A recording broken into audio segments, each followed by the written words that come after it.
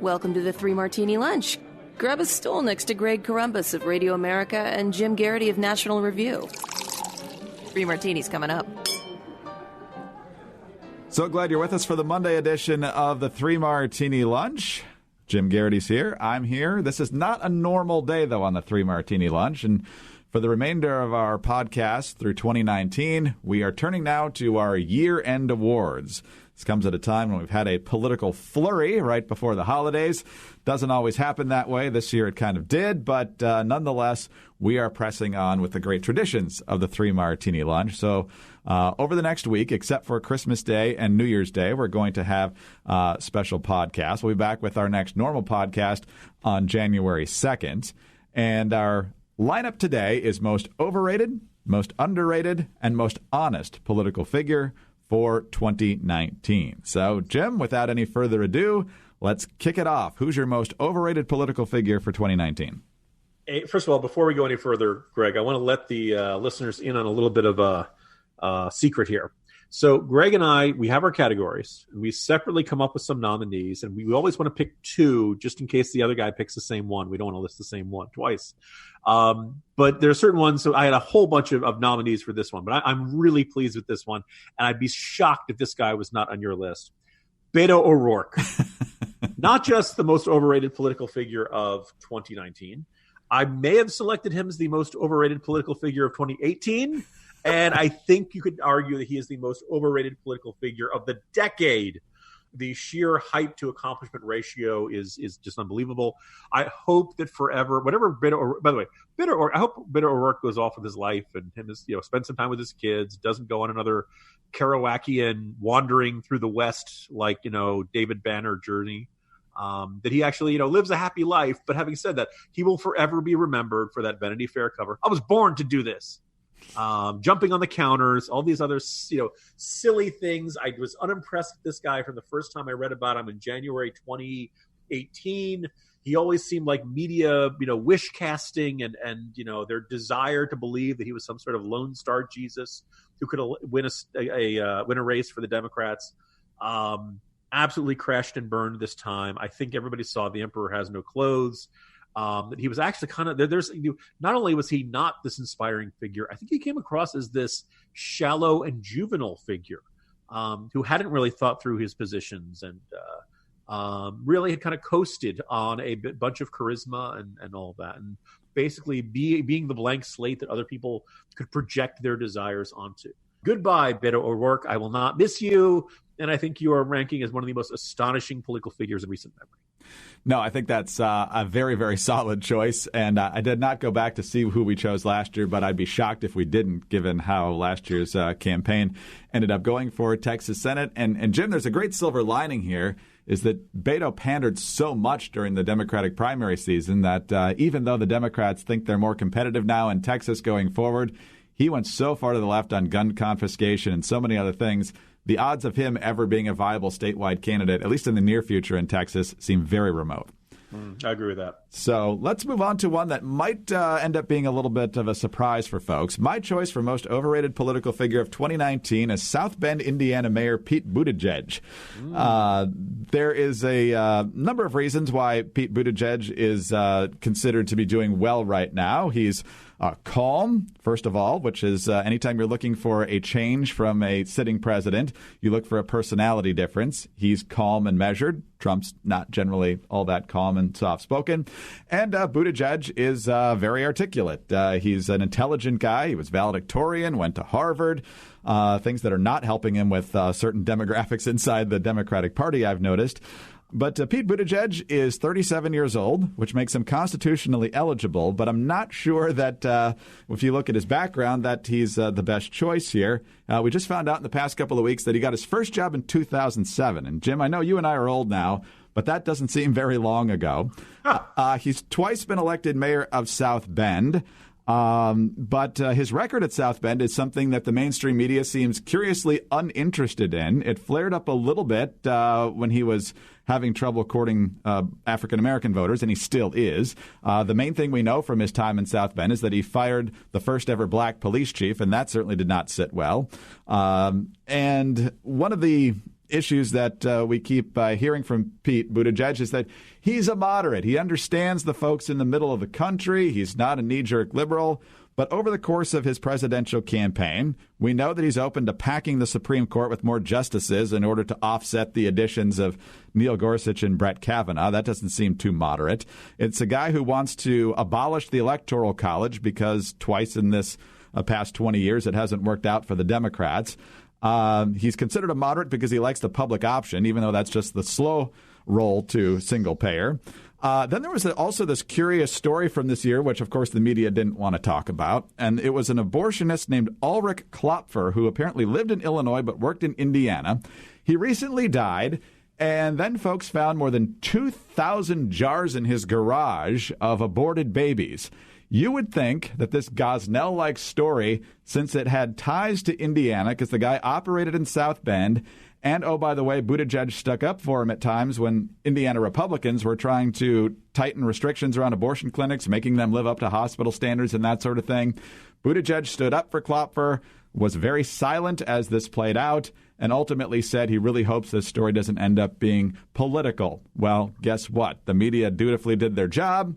And ultimately, this story went away, whereas with any other person with any sort of tie to a political figure, it would have gotten a lot of attention.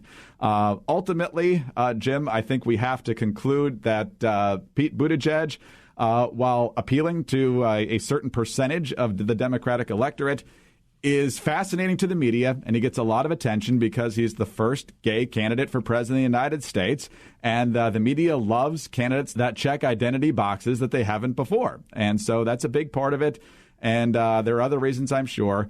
But when you look at a fairly thin resume, other than where he went to school and where he may have worked in the private sector briefly, we do honor his military service. He did serve in Afghanistan, and that should not be forgotten.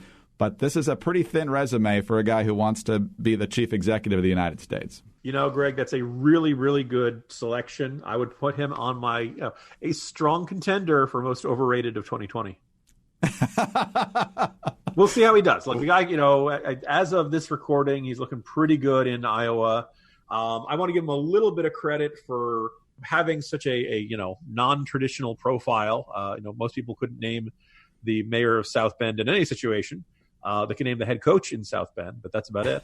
And that's, so to give him credit, all these other folks ran and really didn't make much of a splash, and he's doing that. So I give him a little bit of credit for that. But that having been said, at some point he's probably going to have a circumstance in which people are asking, where's the beef? And when even Cory Booker, the vegan, is asking where's the beef, then you know you have an issue there. The Battle of the Rhodes Scholars. Here we go. That'll be the first skirmish of 2020. All right, Jim, let's move on to a much more pleasant category, most underrated political figure of 2019. So I'm going to stay in the Democratic presidential primary. One of the joys of journalism, one of the joys of reporting is sometimes, you learn things, sometimes you get surprised, pleasantly surprised. Andrew Yang is my selection as the most underrated political figure of the year, and I'm pleasantly surprised by it. This doesn't mean I'm going to vote for him. In fact, I think it's very unlikely I'd vote for him. I don't know if all of his – in fact, I'm pretty sure a bunch of his ideas are bad. But that having been said, as many people have noted, when you watch him up on those debates, on those rare occasions when the moderators call on him, he seems like the only guy who's not trying to feed you a line. He seems like a guy who's been thinking long and hard about issues like automation in the American economy, what it's going to mean for our workforce. He seems like a regular, personable, amiable human being who isn't, who doesn't come across as a whole bunch of canned one-liners or canned focus group, tested groups or something. I think one of my favorite, moments of the year was when he talked about the leadership problems in this country and how we no longer trust our leaders and how they've violated the faith of everyone who put their faith in them and all that. And he used the metaphor of the New York Knicks. Greg, if America is in the same state as the New York Knicks, we are really, really in deep trouble. But his whole conversation about that, you could tell he was a deeply frustrated New York Knicks fan.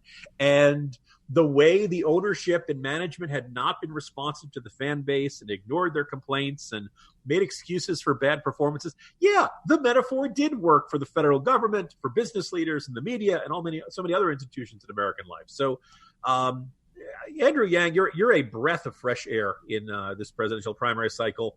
As of now, he qualified for debates that a whole bunch of other better known senators and governors could not qualify for. This is not a guy who anybody was looking for in this cycle, and he's done it the old-fashioned way, bit by bit, grassroots supporter by grassroots supporter. Good for you, Andrew Yang. You're the most underrated political figure of 2019. He's my first choice as well, and I'll get to my runner-up in just a moment. But I think Andrew Yang is definitely the first one to come to mind in this category, and for a lot of the reasons you just stated. This isn't a guy who spent his whole life in politics. People who have worked in government their whole lives don't know necessarily what it's like at the kitchen table level, and a guy who had to come from basically nothing and build up to become a very successful tech executive, has a story to tell on that front as well. And as a result of that, he thinks differently about a lot of different issues than a lot of folks who spend their whole time in government. And that doesn't necessarily mean his ideas are better, but they're different and they're worth hearing. And like you, I'm not a fan of the universal basic income. He likes VAT taxes, for heaven's sake. I want nothing to do with VAT taxes. So, yes, it's unlikely that I would vote for him. But like you said, he seems like a normal person.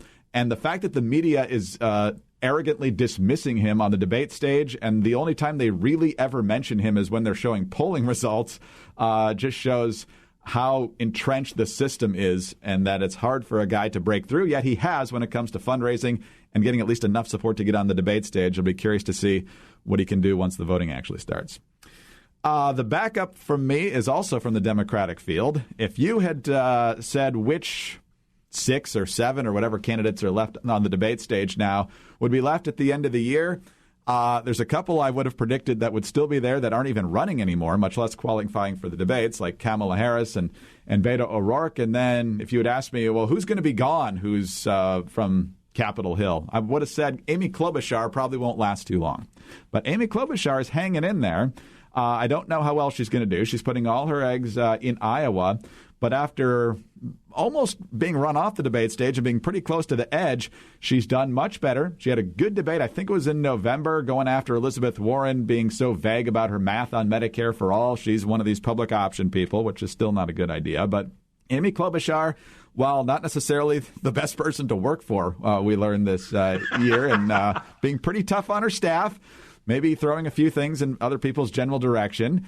And again, I don't want her to be president, but she's just plugged away, worked hard, had a couple of good, solid debates here. And ultimately, Jim, we talked a couple of weeks ago about if Joe Biden ends up being a one-term guy, if he even gets that far, what kind of vice president would he want? Somebody who's middle of the road, not going to hurt him, and might help him actually in the campaign. A Midwesterner like Amy Klobuchar might be on his short list, not because she's, as you like to say, a whirling dervish of raw political charisma, but because she doesn't embarrass herself, and she's not going to be a woke radical on a lot of things. She's going to be a dyed-in-the-wool liberal on everything, so you don't want her at the highest level of power. But the way she's conducted this campaign has exceeded expectations. Greg, I concur. It's always a refreshing change of pace to hear a Democrat saying, we can't afford it. Yes. Outside of the context of defense. So, yeah, perfectly good choice. She probably would have ended up my other one there. My other throw, actually, my second runner-up, though, was Ukrainian President Zelensky. I think about a year ago, this guy was a comedian. That's true. Not only is he now a leader of Ukraine, he's also at the center of a key figure in the impeachment of an American president. So, heck of a year, Zelensky. I can only imagine what 2020 has in store for you.